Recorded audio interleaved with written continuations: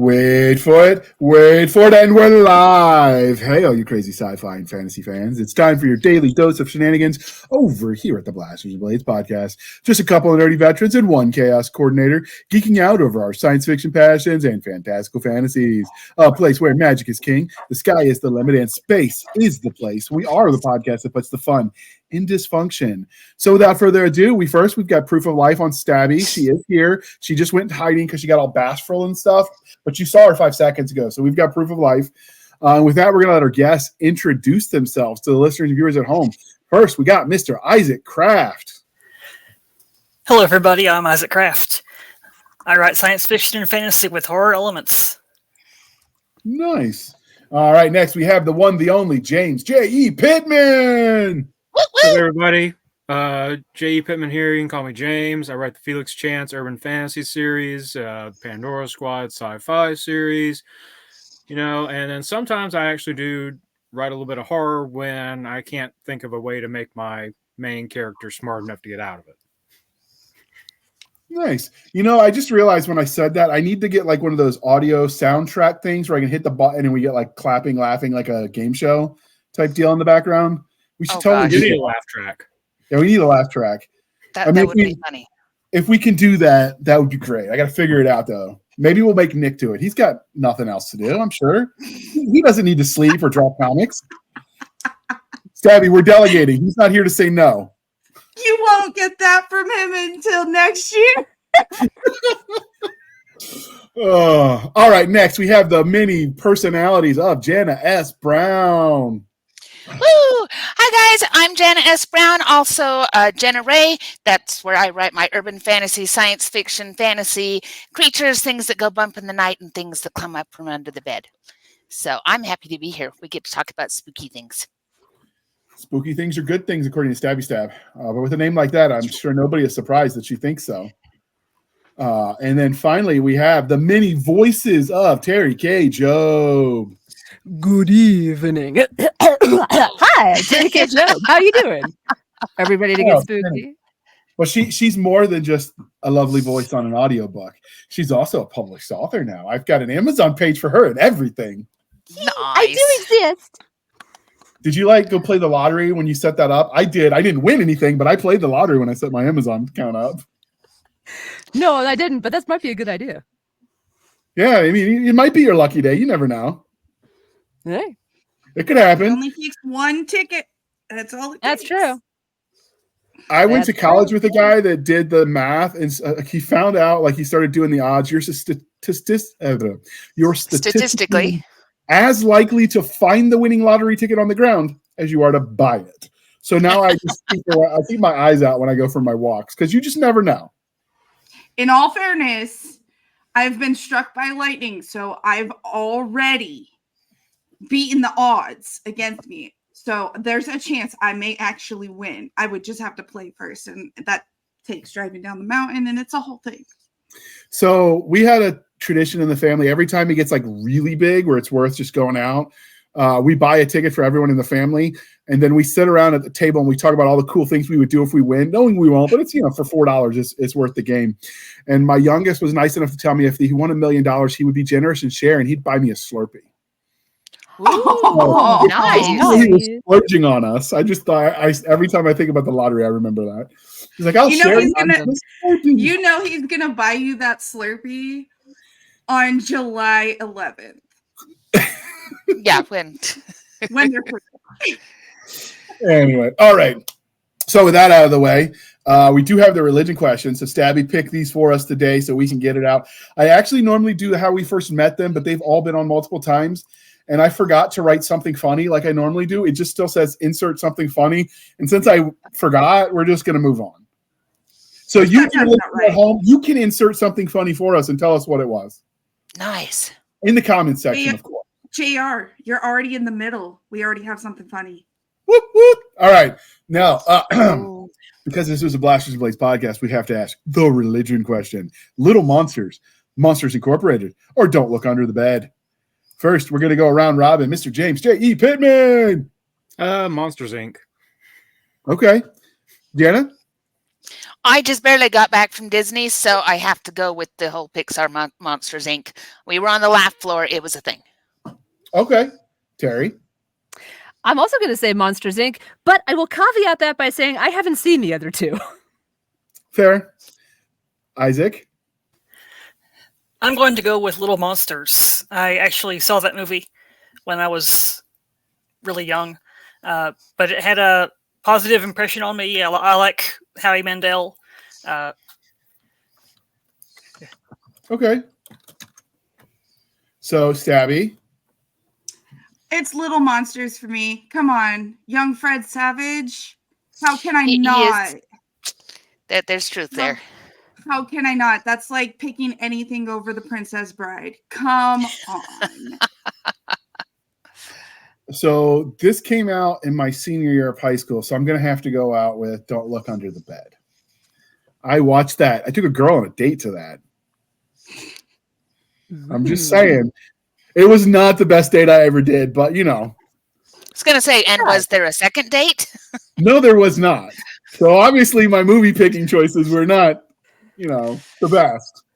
Did not scare You her have into to your make arms. sure that you have to make sure that they like scary movies before you make that a date. Well, the conventional wisdom we tell young men is you do that because then when they get scared, they jump at you. But she just got mad. It didn't work. So, you know, lesson learned.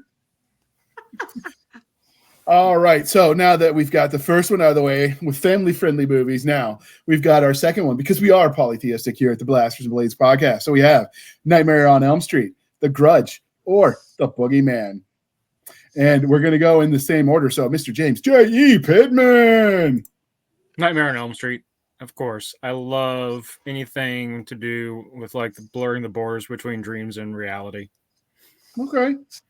All right. And then next we have Miss Jana S Brown.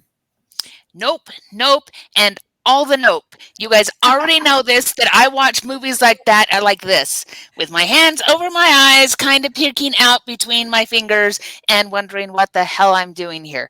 So, all the nope. I'm going back to my Monsters Inc. closet. Thank you. Is it true that given that we've gone all Mary Poppins, that the S in Jana S Brown is for supercalifragilisticexpialidocious? Yes. Okay, just checking. I can spell that. I never could. I'm sure if I thought about it, like, but all right, Terry. I actually have not seen all three either, but for other reasons. I was just lame when I was younger. But I think I'd go for Nightmare on Elm Street because I'm slightly more familiar with it. Okay. As in, I've heard of it. Yeah, that's fair. I've heard of all of them, but Isaac. It would also be Nightmare on Elm Street, even though I did see The Grudge and The Grudge 2. Freddy Krueger actually has humor. I can't say the same thing for the lady with the grudge. I mean, she does sound kind of like a frog. That kept me up for so long after seeing that movie. Oh my gosh. I can actually do that with my voice, and I used to pick on my little brothers so much. I would wait until they were all like settling down for the night and then just randomly be like, man, it was hilarious. All right, Stabby, which is your choice? Nightmare on Elm Street all day. Robert Englund in the originals was phenomenal. You have Johnny Depp at his youngest. How can you not love that, even though he gets killed and pulled into the bed? But then you have Jackie Earle Haley in the remake. And I think they couldn't have picked a better person to take over for Freddy Krueger. Like, he nailed it. And there is even points in it where I'm like, man, he sounds just like he did in The Watchmen right there. And it worked so perfectly. So it has to be Nightmare on Elm Street. And I would be blasphemous if I didn't say that anyway, because I have the Elm Street sign sitting right above my desk next to Freddy's glove. So, well, there you go. Nice. Did you answer the first one, Stabby? I didn't skip you this time, right? We're good. He did. Fred Savage. Okay. She waxed philosophical. Mhm. I just sometimes forget, so I have to double check because she will stab me if I don't. All right, and because this episode will be airing in Halloween time, the week thereof anyway. What's your favorite Halloween candy? And we're gonna go with you, James. Reese's, either the actual Reese's cups or the Reese's pumpkins. Okay, Jana. I have become that mom, and I like the almond joys. And it might be because that's the thing that my kids will sacrifice to me willingly. So I eat all of the almond joys. Almond joys have nuts, mounds don't. We know this. So, all right, Mhm. Terry. I'd also say Reese's, either the pumpkins or the bats if I can find them. Ooh, bats are good. Okay, Yes. Isaac, you can redeem this. I like the Kit Kats. Okay, it's acceptable. I'll approve. Also, anything that you can freeze well. Kit Kats, Reese's Pieces, also, or the peanut butter cups freeze really well. Can't say the same thing for Musketeers. Snickers doesn't freeze well because of the nougat, but it's still fun to cut up. Okay. You could cut it up and put it in ice cream later, but that's good to know. Yeah. Freeze factor is important when you want to, stretch out the goodness. Because if you shop the day after Halloween, you can get hella sales. And if you could freeze that stuff, I'm just saying, that's smart thinking, Isaac. Give that man a cookie, Stabby. All right. Stabby, what is your favorite Halloween candy? So, you guys are gonna laugh. I trained my son from a very young age about the mom tax, and it can only be paid with Reese's peanut butter cups. And it's gotten to the point where he is 14 years old, and he swears he does not like Reese's peanut butter cups. Not because he actually doesn't like them, but because he knows when he gets them, they go straight into my bucket. Taxes are a thing. Like, they got to learn now. He swears. He's like, I don't even like Reese's cups. He tells all his friends, I don't even like them. I give them to my mom. And I'm like, yeah, that's why you give them to me. So for me, I do love the Reese's, but I also, for Halloween specific, I love me some candy corns. I know we get hate for that, but they're yummy. And the pumpkin ones are okay too, because they're the same flavor, whatever. It's a different shape. So You can have all of mine. See, you do love me. Those things are to answer this question for Nick, though, because he's the Halloween king, being stuck with me. He found a Reese's peanut butter cup that has Reese's Pieces in the middle. I've seen those. They're decadent and delicious. And they freeze well, and he loves those. That's what I'm we call not even allowed diabetes to in a wrapper. It's diabetes in a wrapper. He will fight me. He will fight me for those.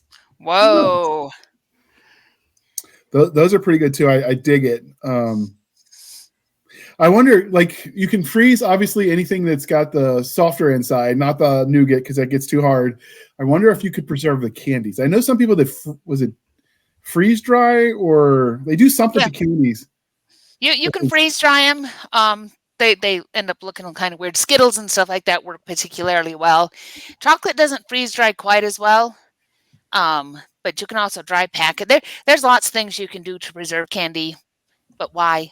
Just eat it and enjoy it as it should be. Well, some people do it because they say it's like the flavor is crunchier, or they like the Skittles get crunchy or whatever. Again, with the fruity stuff, but especially with chocolate, you want to get it when it's in proper temper and just really enjoy it. Nice high quality chocolate. I mean, if you're good at chocolate, you go good.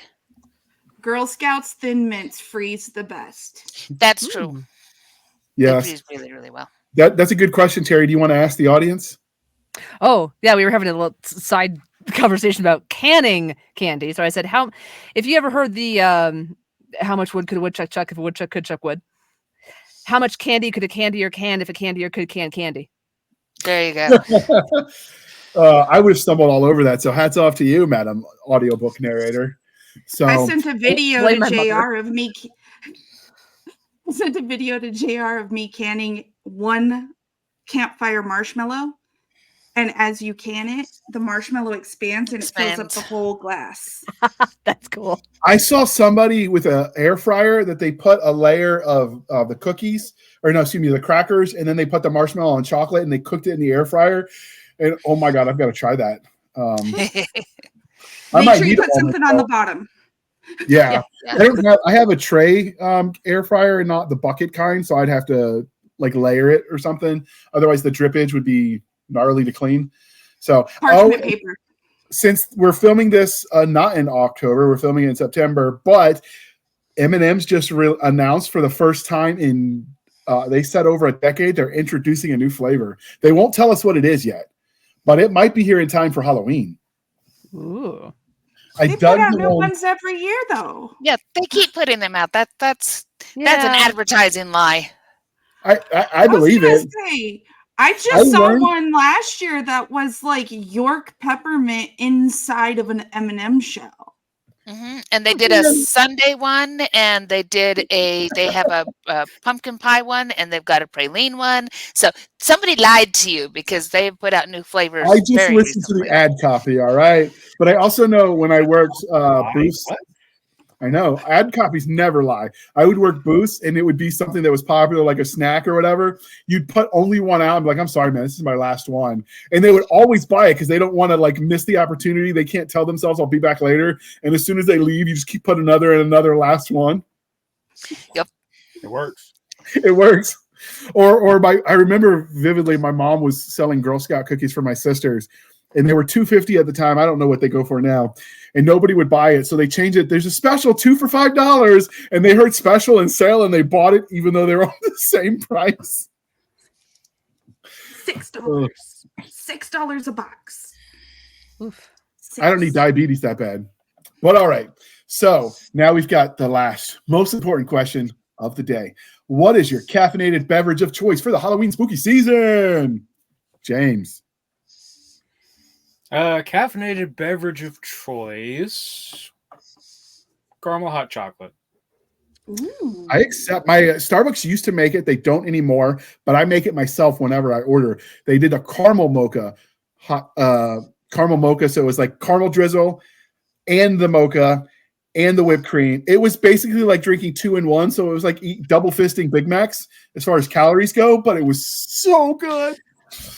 I might need a moment, but yeah, that was my favorite. So I appreciate it.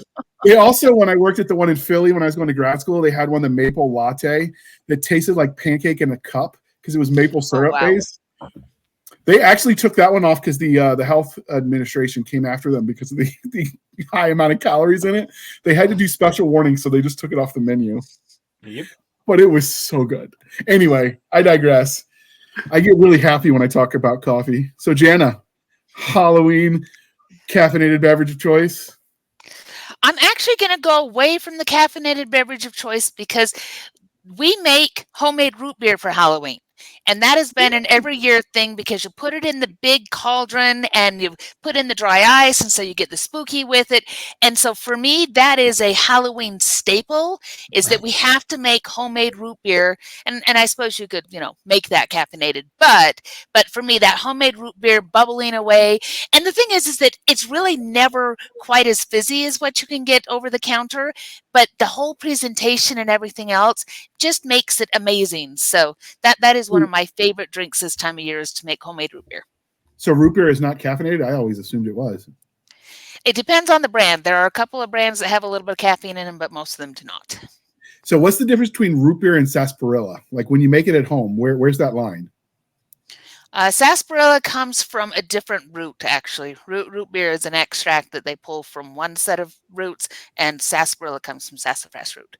Okay, I always thought they were one and the same. It was just a different name. Okay, so they taste different. They taste different. They come from slightly different roots. I feel like I've been lied to all my life. All right, Teri, what is your caffeinated beverage of choice for this season? Ooh, that hot chocolate's tempting, but one thing I do around this time of year is in my coffee. I have my usual stevia, my usual creamer of choice, whatever it happens to be, and just a little bit of maple extract. Okay. A few drops. That's all you need. I don't think I've I guess maple syrup would work, right? What's the difference between extract? Is that just concentrated oil? Yeah, maple extract is more just the essence of the maple itself. It doesn't have like the sugars and whatnot that maple syrup would. So it's just maple flavor. I mean, I like maple, but I want to just tap the tree and put my mouth right under it and just drink it. Which is also probably why I gained so much weight after I got out of the army that I'm struggling to lose now. Because all the flavors are in the bad stuff. It's true. All right, Isaac. I'll probably go with something like a ice mocha if I go out to do something. But inside, it's still going to be K-cup coffee with whole milk. If I have marshmallows on hand, I'll put those in there. Ooh, I like that. I've tried adding marshmallows to coffee before, but I don't do it as often. But it is really, really good. Mm-hmm. I'm going to have to do that again. It's all your fault, Isaac, but thank you. All right, Stabby. We all know I'm the coffee girl here. It's going to be coffee. It just depends what I'm putting in it depending on the season. And as much as everybody's sitting there like, she's going to say pumpkin spice. Nope, I actually really don't like pumpkin spice at all. But during Halloween season, Toll House and Coffee Mate get together and put out a brown sugar chocolate chip cookie creamer. And that is currently what I'm drinking. Ooh. So my coffee tastes like a cookie. And since some people can't drink coffee because of their religious preferences, you could do that as a steamer if you heat it. Oh, yeah. Because steamers are good, too. I used to give those to the kids when they would come, when I was working as a barista to pay for grad school, and they would come. Like, I would give them those because they would think they're drinking coffee if you put just a little bit of chocolate in it so it has that slight flavor. I mean, that slight coloring. Like, here's your coffee. And they didn't know any better. So those are pretty popular flavor-wise. Nice. I will say this. Before Nick left town the other day, he needed to go get a haircut, and we needed to grab groceries. And I was like, you know what? He's getting a haircut. I don't need one right now. Let's go over to Starbucks. I'll get myself a refresher or something. And my son, without missing a beat, with his whole chest goes, I'll take a peppermint. Or no, he said, I'll take a pumpkin spice latte frappuccino with his whole chest. And I was like, I'm not going to lie. I'm that basic white girl. I love me a pumpkin spice latte. And I wish the competition for Starbucks made better ones so I could get it there. This child doesn't drink coffee. So it took me a second to kind of like, there's coffee in that, right? And he's like, I've never had one. Everybody talks about it. I want Just sounds and good. I was like, if he starts morphing and wearing yoga pants and Uggs, you know it took. I'll fight him. I'll fight him. I'm not going to lie. I just like it. I got a friend of mine who always teases me about that, but she sent me, her and her husband found a recipe to make your own pumpkin spice latte where you don't have to go and like support businesses that don't like you. Because I prefer to shop local wherever possible. I just think that's better for the economy locally and better for the environment. So that's sort of my shtick, if you haven't noticed, people. But so I've got to try that, but I've got to wait till I can buy fresh pumpkins at the grocery store. Like you were talking about, Jana, where you like carve the guts out of them. And oh, yeah. And then you make them into good stuff. Yeah. So I'm going to try that this year and see how it goes. And then because Stabby, I ended up ordering when I ran out of s'mores from Coffee Brand Coffee, I ordered the bourbon. And now I see what you were talking about. And then at the VA, I lost enough weight where they were willing to spend the money to send me to a nutritionist because they don't have any on staff. So they subcontract that out. And nutritionists charge almost as much as lawyers do, I'm told. But so they gave me some recipes for a creamer that aren't as calorically dense, so I don't have to cut back as much on my coffee. So I'm really excited to try that. So I should be getting those. I will throw this out there for you, JR. Coffee Mate and Starbucks both have creamers, both full fat and fat free, that you can buy at the store, and they are pumpkin spice. Nice. So my problem is I double brew my coffee for strength, so it's really strong, and then I cut it half and half with like for an ounce of coffee, it's an ounce of creamer, which is why my coffee is basically like a Big Mac in liquid form as far as calories go. So I have to find alternatives because I just love it so much. when I was still in the army mode, I would do that, and then I would add a cup of sugar or something crazy. I don't know if it's really a cup, but it was a lot. I was like on a sugar high all the time, which explains why I never made staff sergeant if I think about it. Anyway, but so I cut the sugar out. Now it's just the creamer and the coffee, and I'm trying to like walk it back to like a manageable caloric balance. Because I don't want to audition for Santa Claus anymore. I kind of like to be like smaller version of me. So, I mean, I do rock the beard, but it's not a gray yet, so I'm just not there. Give me a couple years. All right, now I'm going to give you a couple months. I mean, I have teenage boys, so it is possible I will go gray tomorrow when I deal with their angst. And the more I deal with my own teenage boys, the more I have to call my mom and dad, and I'm like, I'm sorry. I don't know, but I'm sorry, and I just kind of leave it at that. Because isn't puberty so much fun? Isn't it so much fun?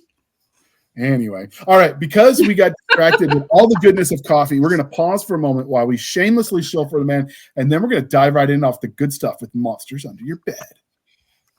Once, long ago, Jackson Rook was a war hero. Raised from boyhood to pilot a mech, he fought gallantly for the rebellion against the collectivists. Now he's a criminal, a smuggler with a new mission: steal a top-of-the-line mech and deliver it to a world so hostile, even the air will kill you.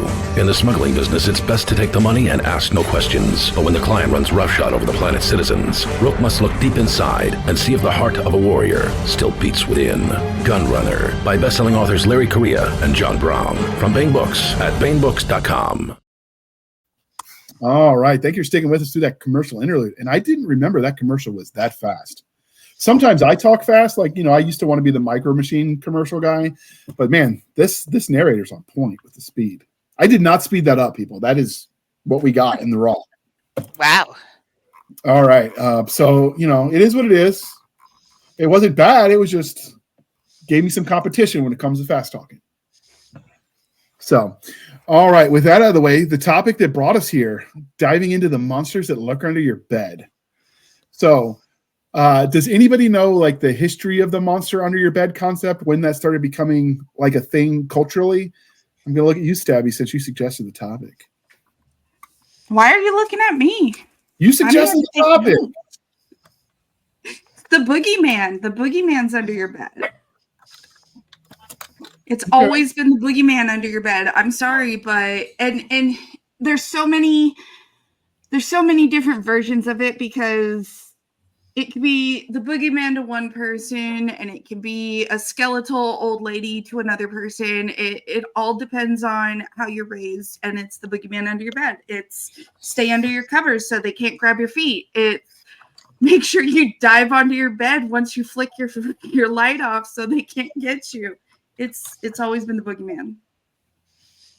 Yeah, this is one of those childhood monsters for most of us. That it's sometimes for a lot of us, it's that first monster that we create and that we encounter. And a lot of times it starts with the parental, you will do this or else. It's a cautionary tale of you will stay in bed or this is going to get you. And Yep. and I think that's where a lot of the history of this comes from is its parents saying, you will behave. And then that gets doubled down on because it's dark in there and you look under the edge of the bed and you could very much believe that there's some doorway to hell there that's going to send a monster up after you. And it's funny because it stays. My sweet husband, even all these years later, during the summertime, he sleeps on top of the covers, except he has to tuck his feet under the blankets, because if he doesn't tuck them under the blankets, something might get him. And he's not a child anymore, but that settles in so deep into our psyche that even as grown-ups, we pull our feet in, we jump into the bed, because that's that first monster that really starts to affect your psyche. Okay. Anybody else want to add in? No, I think Jenna's on that right path there with the whole cautionary, the stay in bed or the monster will eat your toes if you put your feet outside. If you put your feet on the floor after you're in bed and you're tucked in, the monster's going to eat your toes off. It's basically keep kids in bed while the adults are off having more kids. Most of the time. There's truth to that. Well, and doesn't it double down, because I had enough siblings that I have to admit that there were times that as the oldest sibling, I waited under the bed, and when their feet would come over, I'd grab them by the ankles just to scare the crap out of them. You were the monster And in the bed. yeah, I was the monster under the bed, and I'm sure Right that there's deep psychological scars there. But families do that to each other, and so you do wonder. You know, we see that in movies and stuff. The question of what might be under the bed and might grab you. You're suddenly All right, making me Teri, very go. glad that I don't have siblings. we did other things too. Not everything was wretched. That's fair. In all fairness, none of my brothers, and we all know I have a lot of them. None of them will stay at my house. Not a one. I mean, Not a you know, one. that's valid. I'm just, so you found something. All right. So the history, this is Stabby found it. So she's copied and pasted for me. What is the monster under the bed mythology? History of the monster under the bed. Scary monsters under the bed is a variation of the boogeyman, which existed for centuries in various guises all around the world. It is likely that the boogeyman legend originated simply as a behavior deterrent for children. So Jana, without meaning to, was spot on. Well done. Woo! Yeah, I've been sitting here trying to think of like a anthropological answer for that. Like if there was a time that, early humans slept in trees, then you would worry about the things that were beneath you, predators on the ground and whatnot. Well, if you get out of the bed, then you're falling out of the tree. Yeah. Well, yes, there's also that. Well, in No each gravity. culture, And you can probably climb too, it's so, different. In each culture, it's so different because if you're in South America, the cucuy is going to get you, or what's her name, La Llorona? Mhm. She's La going to Llorona. get you. And El Chupacabra, and it's always something. It's something that's going to get you. But I think Monsters Inc. kind of nailed it because everybody's monster is different. The one that scares you is the one that lines up with you. And that's the scariest part of it, is your monster is not anything like my monster.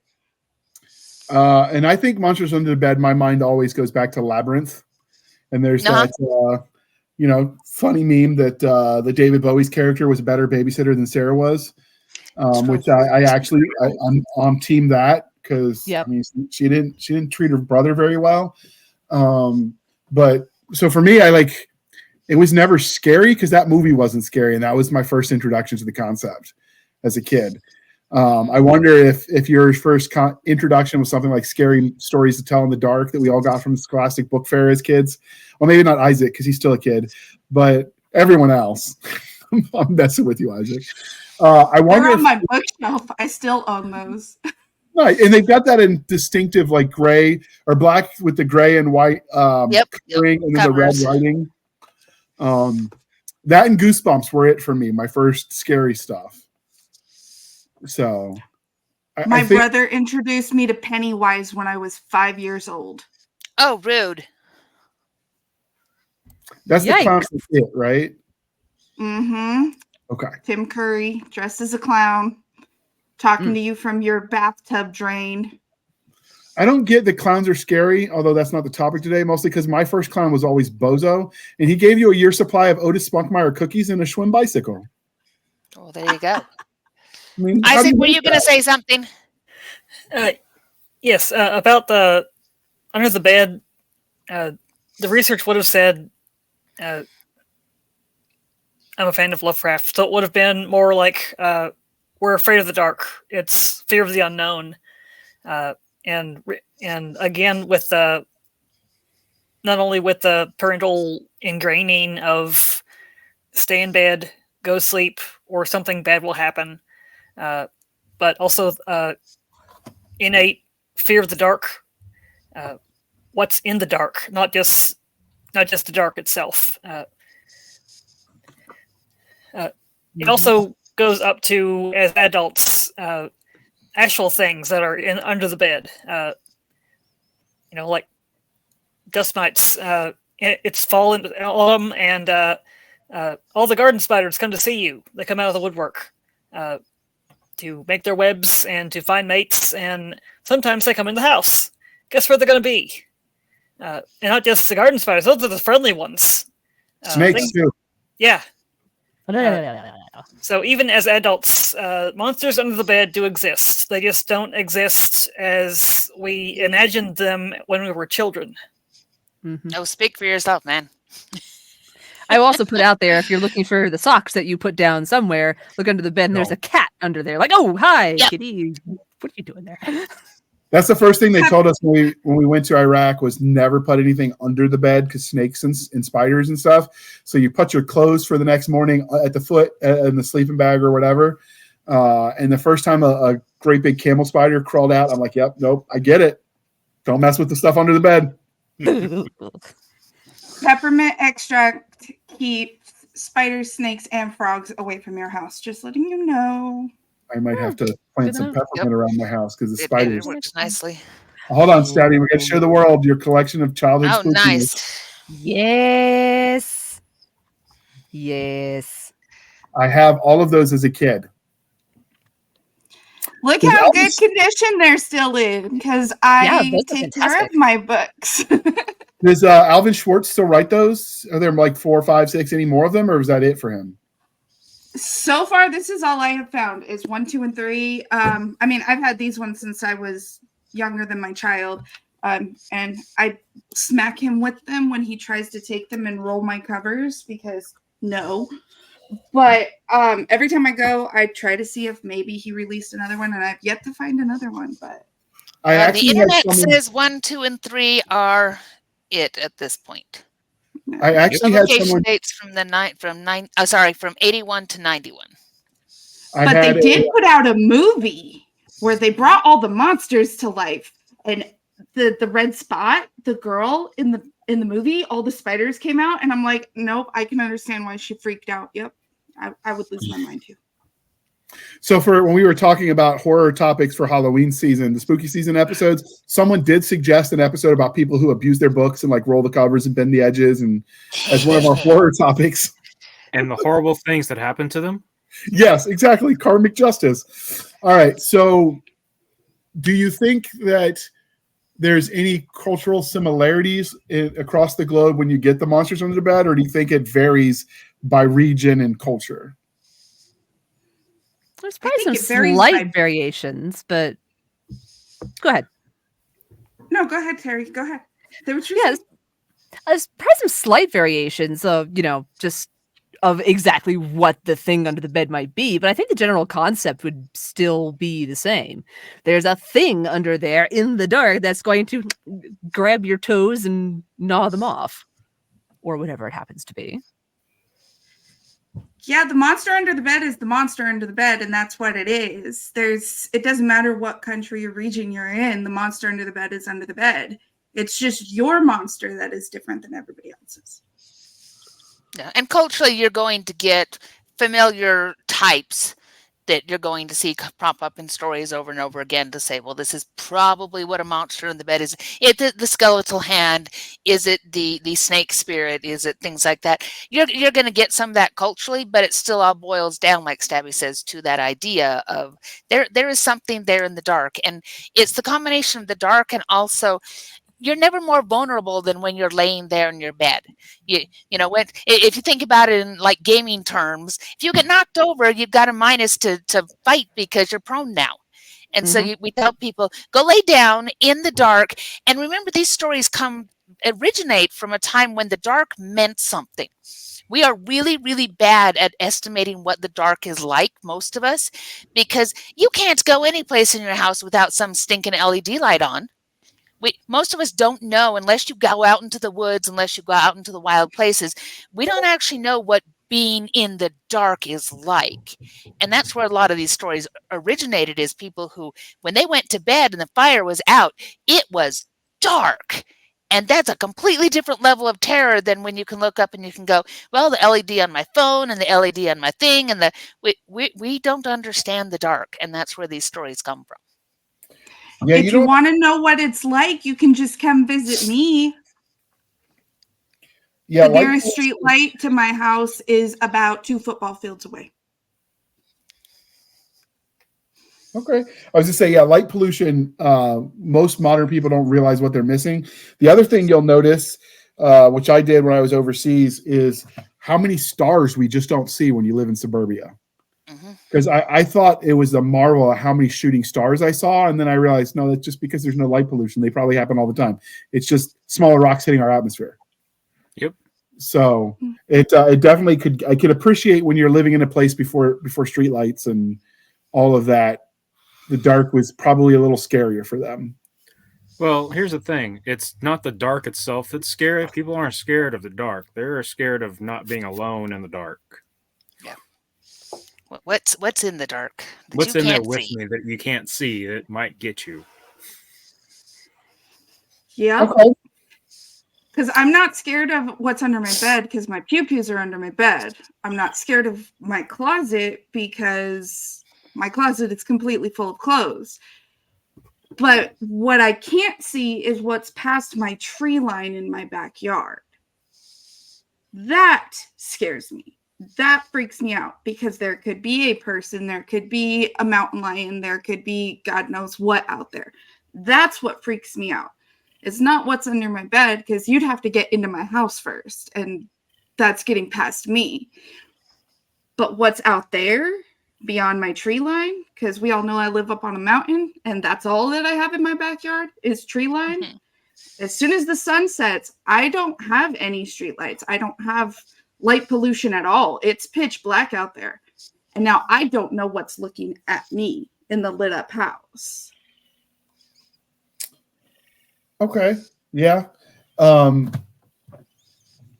you think that the monster under your bed kind of concept, do you think that's the one that's going to have staying power? Or do you think it'll evolve as society continues to evolve away from our more pre-tech roots? I think that one's going to stick around. Yeah. It may modernize a little bit. Yeah, it'll change. It might get worse or stay the same. I don't remember urban legends being around when I was young. The creepypasta stuff might be one of those things where it kind of sort of like from MIB, same scummy slime in a shiny new wrapper. It'll be like that. Different monsters and different names, but they all do the same thing that they did 25 years ago. Okay. Teri, you've been a little bit quiet. You want to weigh in? No, I think that the thing under the bed, under the dark, is kind of, in a way, it's that gateway to what Stabby was saying, that fear of beyond the home. That's what scares adults, that version of the dark. For kids, they're not thinking that practically all the time like adults are. They're thinking, oh, what's in their little closer sphere? And the dark under the bed is a little bit closer, a little bit more real. Whereas as adults, we're thinking, oh, let's protect the house. We know this space is good. Kids aren't necessarily thinking that way. So I think this will stick around. Well, and you hit on a really important thing that we haven't really come to yet. And that is very often that under the bed space, that unseen space, is a portal space. We see it in Monsters, Inc. We see it in Little Monsters. We see it in a lot of the stories, even Nightmare on Elm Street, same kind of thing. In the same way that we portal into dreams, that's a portal to where the monsters live. It's that opening up of where do our realities cross over with something else. And that's an interesting part of the monster stories and the monster legends, is just, it's not just that the monster's living under there, it's that the monster lives somewhere else, and that's how they get to that's the point where all of that comes together. And there's some interesting stories in that to say, you know, how does that dream space, that place where you go to sleep, connect to this idea of a portal between here and elsewhere? Where do those monsters really come from? Because when mom and dad come and look, the monsters aren't there anymore. They went somewhere. Mm-hmm. Yeah, the stock's got to go somewhere. They've vanished into that liminal space between light and dark. Yeah, where do they go during the day? That's another important question. Ooh. See, in my house, Nick will sleep in pure darkness, pure silence, and be perfectly fine with it. My son is the same way. The only difference with my son is he will not sleep with a bed frame. I've had so many people going, why is his mattress and everything on the floor? He will not sleep on a bed frame at all. His mattress has to be directly on the floor. And his bedroom door has to be open and his closet doors have to be closed. And he is 14, going on 15. To this day, he will not sleep on a bed frame. Don't know why. Have no clue. He doesn't talk about it. It's just, that's the way I like it, Mom. But me, I can't sleep in silence. I can sleep in darkness, just not silence. So I do wind up falling asleep with the TV on and then Nick turns it off. But see, but when they got to come out through your box springs, you just make them mad. You might as well give him a little bit of headroom. He will not. Like he has 2 bed frames. He has two different heights. One really tall where you can see under it, where when you walk in the room, you can see straight through underneath his bed. And the other one is a standard size one. And they're both in his closet leaning up against the wall because he will not use them. So did you guys believe? Go ahead, James. That's why he keeps the door shut, because the monsters are coming out from the bed frame and they're trapped in the closet. Mm-hmm. That Decent works. place to trap them. Mm-hmm. Yeah. I remember that scene about the monsters under their bed from Major Payne. Have you guys seen that movie? The little kid is afraid of the monsters under their bed, so Major Payne's character goes up there with a pistol and just unloads it into the closet. And he goes, if he ain't dead, he sure ain't happy. Now go back to sleep. And he leaves. I wish we could do that for real, but those bullets actually go somewhere, and city cops that'd be a problem. Yeah, laws, schmaws, but it's still one of the funniest scenes in any movie when it comes to the monsters under the bed, because he thought the monster under his bed had gone into the closet in the movie. So here's a question: would the bullets seem to be silver to kill them? Ooh, that's a good question, but it could hurt. Is there anything that a monster that it's immune to silver that I'm just going to go to Grandma's buckshot recipe again. Salt. See, recipe of salt, herbs, silver, iron, a little bit of everything. It's just a panacea. It'll take care of anything. Yeah. So now, with the spice rounds to banish evil. would laying a salt ring around your bed? Because I know in some there's something to do with salt in monsters or ghosts or something. I don't know. You got. But if it's coming out from under the bed, then it's trapped in the ring with you. Yes. What Stabby said. But it's not. It can't get out from under the bed if you circle the bed, right? No, yeah, you would just have to be out of the bed. It's in there with you. It's in there with you. It's trapped in the ring with you. Yeah, there's nothing to say. You can't just punch through your mattress. Nightmare on Elm Street. Like Freddy Krueger pulling Johnny Depp through. Yep. Okay. Well, you'd have to lay the ring and be on the outside of it when you seal it, and then you could probably keep it in a ring if you wanted to.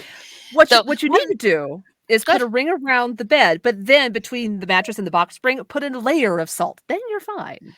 There you go. Just sprinkle salt on the floor. That too.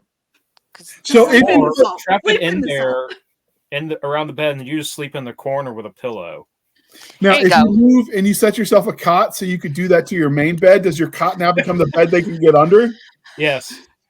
At what point in time if you put salt on the floor under the cot? Would that be like a shield? And at what point in time does the other surface, like if you sleep on the floor, is the floor now your bed and thus they can come from the floor? Like, where does it stop? I don't know. Jana, you were hiding under the bed playing the monster. Did you see anything while you were down there? No. I was never worried once I was floor level. Once I'm ground level, then that wasn't a problem anymore. So there you go. You sleep under the bed where the monsters come out. Good. And they're shy. They won't come out if you're there to see them. Mm-hmm. My sister I've read a horror story based on that. My sister sent me a video, and there's like a serial killer that comes into the house, and he hears the girl come home, so he hides under the bed. And while he's under there, he looks to his side, and there's a monster with horns under the bed. And he's like, what are you doing under here? He's like, well, I'm the monster under the bed. Who are you? And he's like, I'm the serial killer under the bed. He goes, well, you might as well get comfortable because she's crazy and I won't even come out. Nice. That's a funny moment. Yeah. That would be on like the Scary Movie, like horror satire kind of deal. I've seen another one in a similar vein. Like this person's in bed and they hear these like da, da, da, da, da, da, noises under the bed. They look over the side of the bed and there's a cat just going meow. It's like, oh, it's just the cat. Go to sleep. Pan back to the cat now turning under the bed, goes all crazy-eyed with the monster tied up under the bed, and the cat has a knife. I love that. This is why dogs are superior pets, because cats are evil. Just saying. That's true. But I've also read some interesting versions where the monster under the bed has been a protector. And that makes for some interesting stories that, they're the thing that is there, that portal opens, that whatever, and they're there to keep the child safe from other things.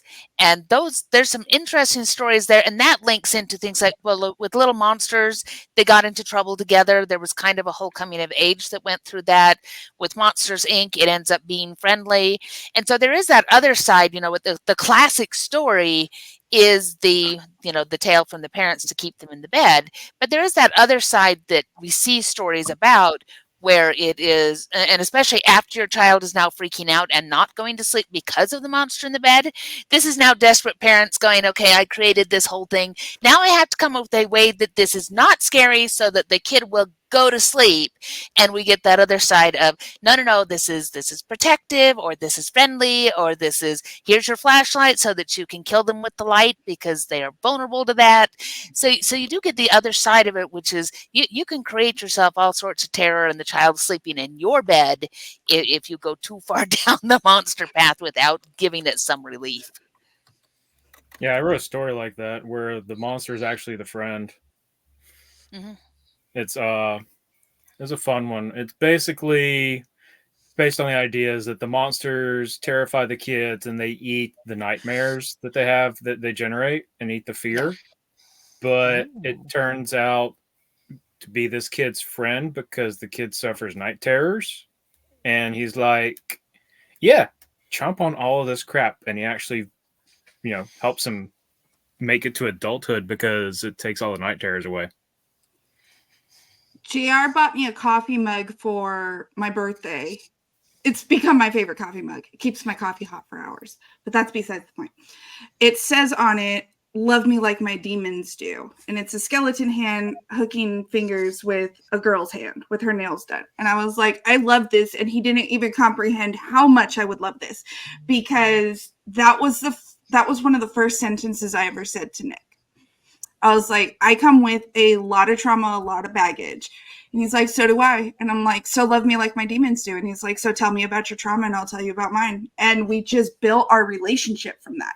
So when I got mug. I actually picked that one because they had other even cooler ones. And I'm like, I can't get the coolest one for her. Nick's got to get that. So I sent Nick the link of where he could buy more. Well done.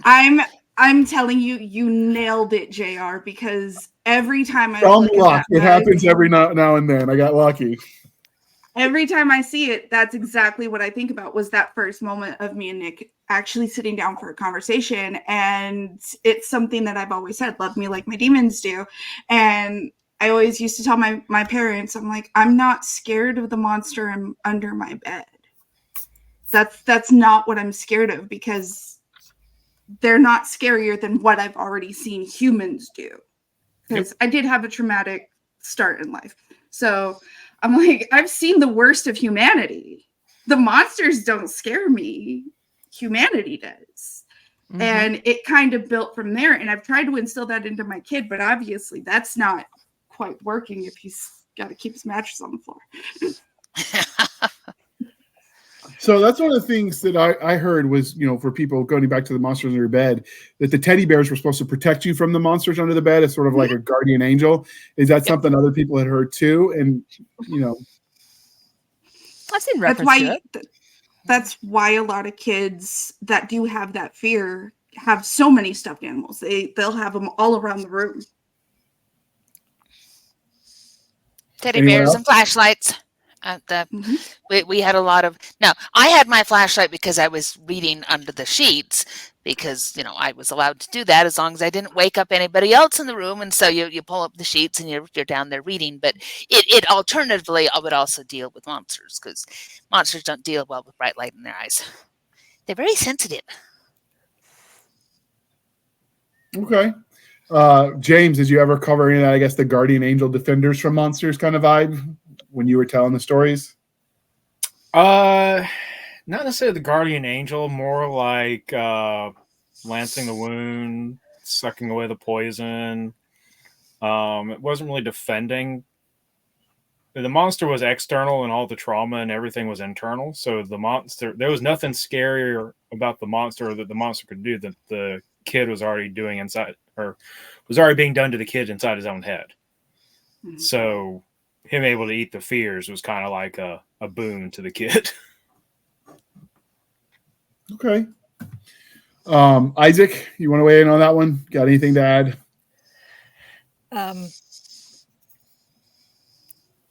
The thought of I've heard it this opposite way with teddy bears. I've seen where teddy bears are evil, or that they're jealous of the new teddy bear that's come on. I think R.L. Stine did that once in a short story in Goosebumps. Also, the possibility that cats, or maybe dogs, but cats, from the mummy. Why doesn't the mummy like cats? Because cats were the guardians of the underworld. Something similar with that with Constantine.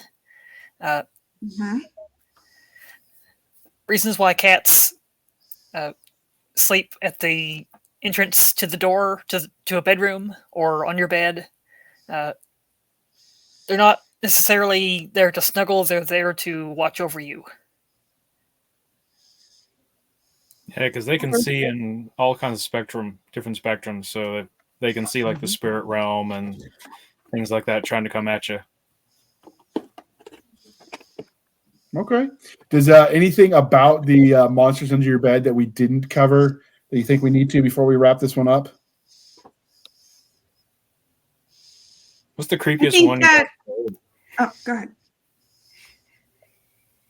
All I can think of is what's the creepiest one you guys have heard that is stuck with you? Because, as a kid, the imagination is very ripe, and, that fear of the unknown, the kid doesn't know the world enough, so they're going to make up all of these different variations, all of these different possibilities, and just kind of accept them.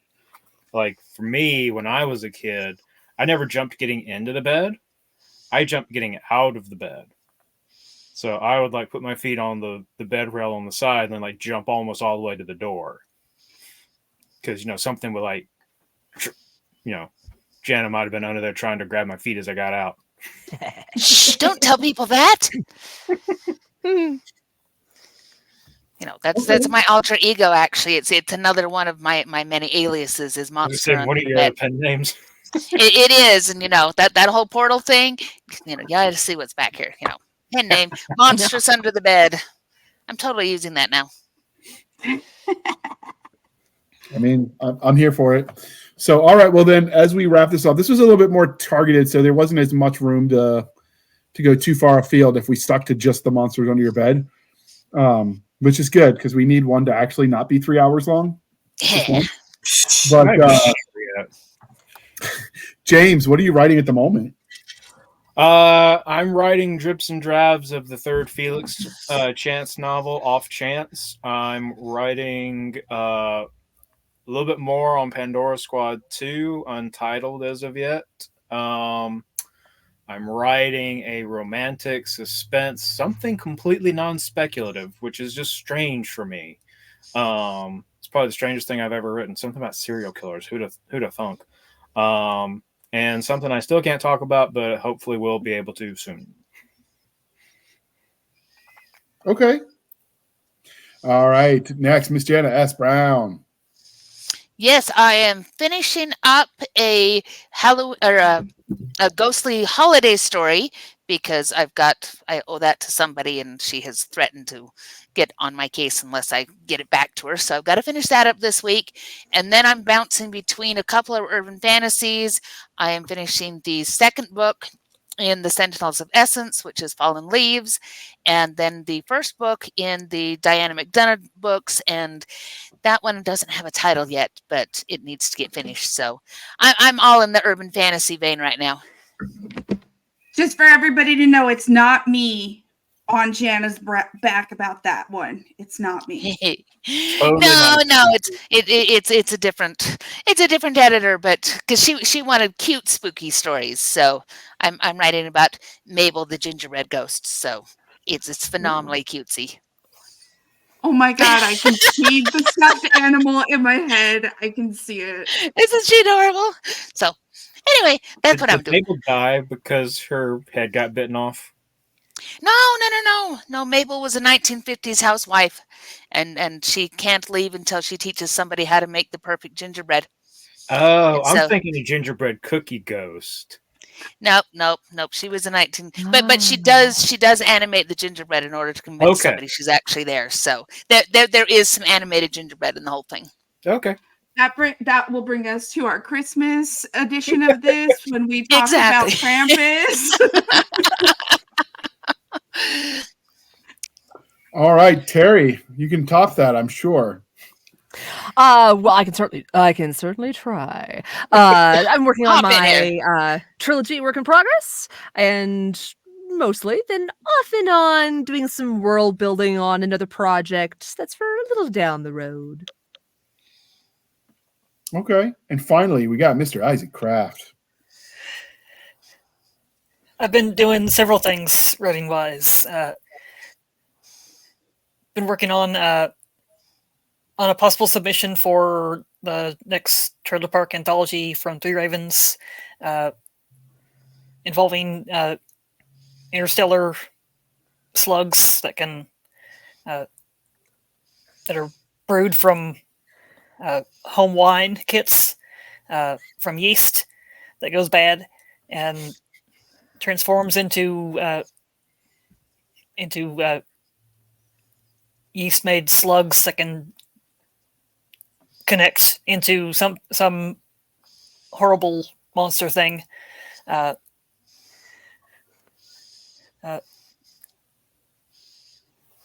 also got something with the next. There's going to be another Corner Scribblers anthology coming up, and I'm working on that one. I'm dabbling with Game Blit possibilities, at least experimenting on that. Because I'm a fan of Dungeon Crawler Carl. So I'm working on that with 1980s arcades and wishing coins that go bad. Okay. And I currently have yeast rising for bread. Thank you for that visual. Thank you. Well, you got to have yeast for wine. And research had told me that if a wine kit is going to go bad, it's the yeast for some whatever reasons. it's good When to yeast know. goes bad, it goes bad. It goes really bad, man. Ugh. It may even end up under your bed if it goes bad enough. Hey, slime mold under the bed. That's a monster for me. Keep going. All right, Isaac, where can listeners and viewers find you when you're not taming the yeast?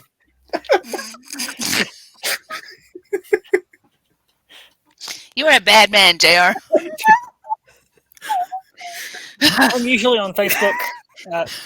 I've recently been also on Instagram. I'm also on the Three Ravens Discord channel.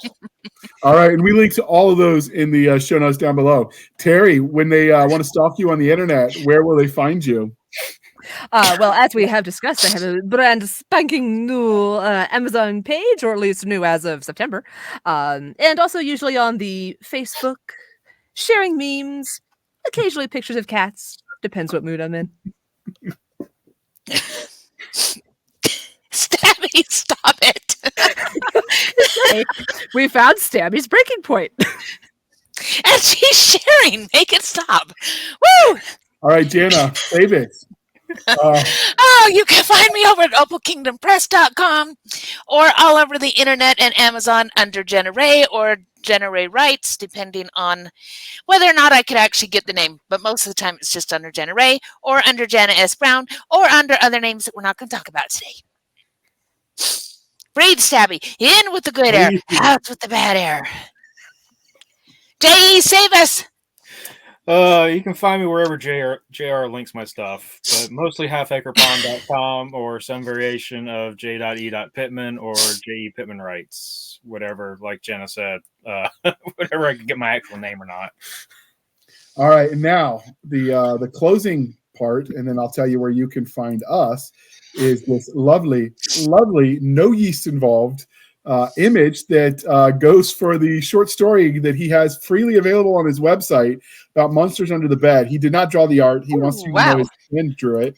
But can you tell us about your Monster Under the Bed story that you give away for free? And the link will be in the show notes. Yeah, so this is actually a really fun one. This is the one I was talking about earlier. It's called Watching Me Sleep. It's about the Dream Eater that saves the kid from his own night terrors. My buddy Bill Sayer did the artwork for it, and I was able to do it's a flash fiction, so it's like under 1,000 words, and so I was able to have it like fully illustrated and printed in a local like a little comic distributed thing around like the Charlotte and the Carolina area. It was really fun. So I took the images after it was distributed and I put them up on the website because I really like that illustrated story concept. I want to do a lot more like this, where it has like a good image and a good like just the text layout and the treatment and all that. It really just kind of adds layers to the storytelling, in my opinion. I love doing that kind of stuff. Yeah, and I think the problem with that is the art part is expensive. The art part is very expensive. I'm lucky my friend Bill likes me, and he doesn't do this. I mean, he's professional quality, but he's a buddy of mine. He's a workout bud. And he was just like, yeah, I'll draw it. I'm like, okay. I'm not going to say no. All right. And with that, you can find us. Well, wait, before I do that, this is the part where I remind you to please be kind and speak your mind on the reviewing platforms. Your reviews help the right readers find the right book. So do your part, and it helps get more of the stories you like from the authors you love. And with that, you can find us on our Linktree, linktr.ee, Linktree/Blasters and Blaze podcast, where we link to all the things, the BitChutes, the Rumbles, the YouTubes, the TikToks, run by Madam Stabby Stab, the Twitter, the Blasters and Blades Facebook group and Facebook page. We have our email, blastersandbladespodcast@gmail.com. Again, blastersandbladespodcast@gmail.com. For professional purposes only. Save the shenanigans for Madam Stabby Stab over there on the Instagram, Twitter, and the email. We have our website, bunch of gobbledygook. No apologies, not our fault, blank Spotify, but we link it in the link tree. And if you click that lovely link, you can support the podcast for as little as 99 cents a month. You can help keep the lights on. And every penny helps. We truly appreciate it, especially with StreamYard's raising the price on us. They 5 times more expensive to run this podcast next year. We have our you can support the show more directly over at buymeacoffee.com/author J.R. Handley.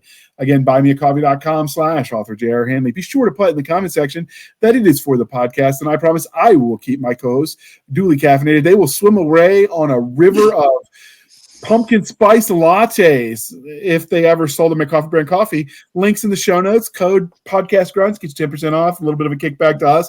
Everybody wins. American company, not a drop shipping operation. They roast those beans here in the U.S., hiring U.S. citizens. Shop locally. It's important, people. And with that, thank you for spending some of your precious time with us. For my crazy co-hosts and Mrs. Giggles, I am J.R. Hanley, and this was the Blasters and Blades podcast. We'll be back next week at the same time with a little doggo love of nerd culture, cheesy jokes, and all things that go boom. Boom, shaka waka. Thanks for coming on, guys. This was a lot of fun. And we even stayed on time-ish. We were only 8 minutes over, so I'm going to call that a win. And I'm going to hit that end button. Wait for it.